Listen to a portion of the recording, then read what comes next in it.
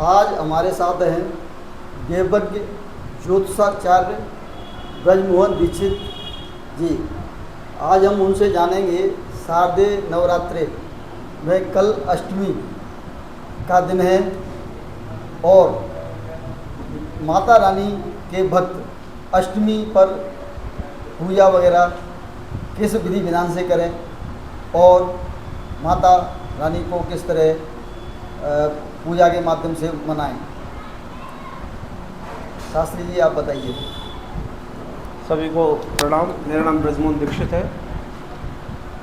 शारदीय नवरात्रि को इसलिए कहा जाता है क्योंकि इस समय शरद ऋतु लग जाती है और शरद ऋतु में प्रारंभ होने के कारण इनको शारदीय नवरात्र कहा जाता है।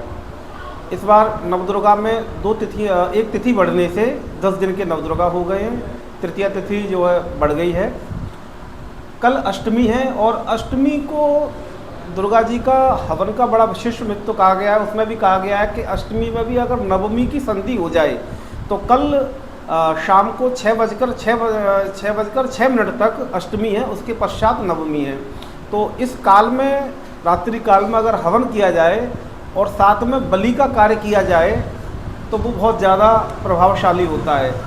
हम लोग सात्विक लोग हैं तो हम लोग जब बलि देते हैं तो बलि में हम पैठे का प्रयोग करते हैं और उसमें तलवार के द्वारा एक ही बार से उस बलि को 2 भागों में विभक्त किया जाता है और देवी को अर्पित किया जाता है। कई जगह पर नारियल की बलि दी जाती है, तो वो अपने कुल और संप्रदाय से विभिन्न प्रकार की हो सकती है। और जिन व्यक्तियों को धन की आवश्यकता है तो वो दुर्गा सप्तशती के मध्यम चरित्र के द्वारा, जिसमें द्वितीय, तृतीय, चतुर्थ अध्याय होते हैं, उनके द्वारा हवन करें। बाकी तो दुर्गा सप्तशती के 700 श्लोक तो अपने आप में बहुत ज़्यादा महत्वपूर्ण है ही, किंतु जब आप पर इतना समय ना हो तो किसी भी वैदिक ब्राह्मण के द्वारा आप द्वितीय चरित्र के द्वारा, मध्यम चरित्र के द्वारा आप दुर्गा सप्तशती का हवन कर सकते हैं, जिसमें द्वितीय अध्याय, तृतीय अध्याय और चतुर्थ अध्याय, क्योंकि ये मध्यम चरित्र जो है श्री महालक्ष्मी से संबंधित है। और चतुर्थ अध्याय में दुर्गा सप्तशती के में शक्रादय, शक्र माने इंद्र आदि देवताओं के द्वारा भगवती की लक्ष्मी स्वरूप में स्तुति की गई है। और उसमें भी जब आप 27 श्लोक उसके पढ़ लें तो 27 के बाद में 4 श्लोक जब आप पढ़ते हो उनकी आहुति नहीं दी जाती है, क्योंकि शास्त्र का विधान है कि अस्त्र शस्त्रों की आहुति नहीं दी जाती है। तो उसमें दिया गया शूलन पाही नो जय पाई खड़गन चामके घंटा स्वर्ण पाही चापत जानी स्वर्ण च प्राच्याम रक्ष प्रत्यक्षाम चंड के रक्ष दक्षिणे ब्राह्मणे न तम शूल से उत्तरश्याम तथेश्वरी सौम्य यानी यानी रूपाणी त्रिलोक्य विचरंत थे यानी चात्यार्थ घूर्णाणी तय रक्षास तथा भूम खड़ग शूल गदादीनी यानी चास्त्रण त्यंबके कर पल्लव संगनी तैर सम्मान रक्ष सर्वतः। इन 4 मंत्रों की आहुति नहीं देनी चाहिए, क्योंकि ये अस्त्र शस्त्र होते हैं, इनसे देने पर यजमान की ही हानि होती है। हम जिन अस्त्र शस्त्रों को अपनी रक्षा में उपयोग लाते हैं तो उनके द्वारा हवन नहीं करना चाहिए। इनकी जगह पर ओम अंबिकाई स्वाहा, अंबालिकाई स्वाहा, महालक्ष्मी स्वाहा इत्यादि मंत्रों के द्वारा आप आहुति दे सकते हो। विशेषकर पान की आहुति, कमलगट्टा की आहुति, उसमें लौंग, इलायची, सुपारी इत्यादि देने से भगवती को धन संबंधित चीज़ें प्रदान करने में सहायता होती है।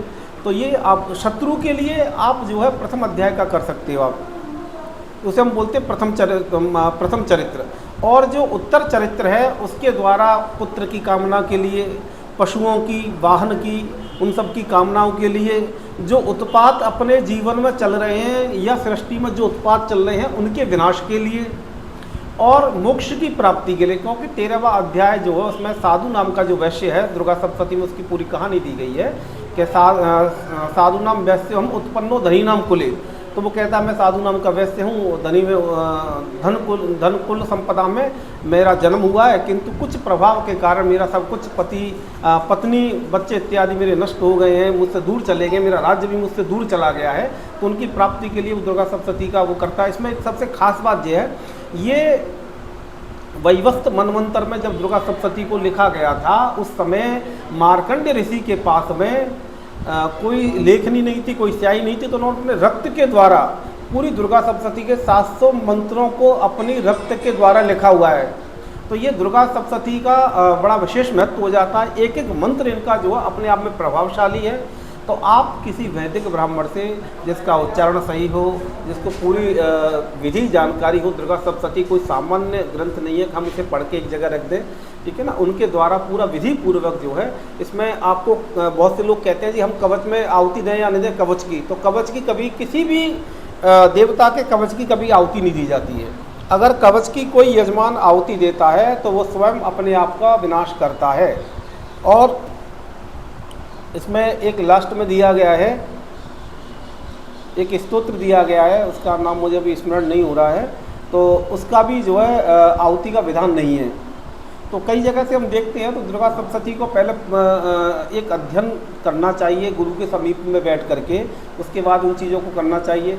अब हम सामान्य व्यक्तियों के विषय में बात करते हैं कि जो व्यक्ति सामान्य, भाई उनके पास ब्राह्मण की व्यवस्था नहीं है और वो भी अपना अष्टमी को थोड़ा सा हवन करना चाहते हैं, तो उस विषय में आप ये कर सकते हैं किसी एक मंत्र की, जैसे नवार मंत्र हो गया, ओम ऐं ह्रीं क्लीं चामुंडाई विच, इस मंत्र के द्वारा जो है ये दुर्गा जी का नवाक्षरी मंत्र है, इसके द्वारा आप आहुति दे सकते हो। धन की आपको कामना है तो या श्री स्वयं सुकृत नाम भवने स्वलक्ष्मी पापात्मनाम कृत ध्यावृतेश बुद्धि श्रद्धा सताम कुलजना प्रभवस्वरज्जा ताम त्वाम नतः स्म परिपाले देवी विश्वम, इस मंत्र के द्वारा दे सकते हो।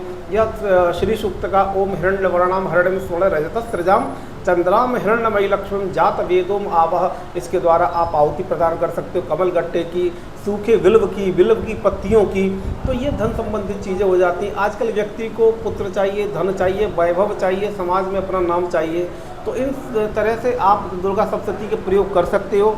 छोटा हवन कर सकते हो, एक वृहद स्तर पर हवन कर सकते हो। और दूसरा यह है कि भगवती का कल जो है अष्टम दिवस है, तो आप अपना व्रत पूर्ण करके रात्रि काल में हवन करें, भगवती का जागरण करें। जो हवन नहीं कर रहे हैं वो भगवती का चिंतन करें, स्मरण करें, जागरण करें, भजन करें। तो यही हमारे लिए जो 9 दिन की परंपरा बड़ी समृद्ध परंपरा रहती है, जिसमें हम आत्मिक उत्थान कर सकते हैं। अपने मन के 5 शत्रुओं को, काम, क्रोध, मद, लोभ, मत्सर, इनको हम शांत कर सकते हैं, इनका हम रोक सकते हैं। यही आराधना का महत्व होता है कि अपने अंदर चल रहे द्वंद्व को हम किस तरह समाप्त करें। आज आपने हमारे दर्शकों को बहुत अच्छी जानकारी दी। शास्त्री जी, आपका बहुत बहुत धन्यवाद। जी।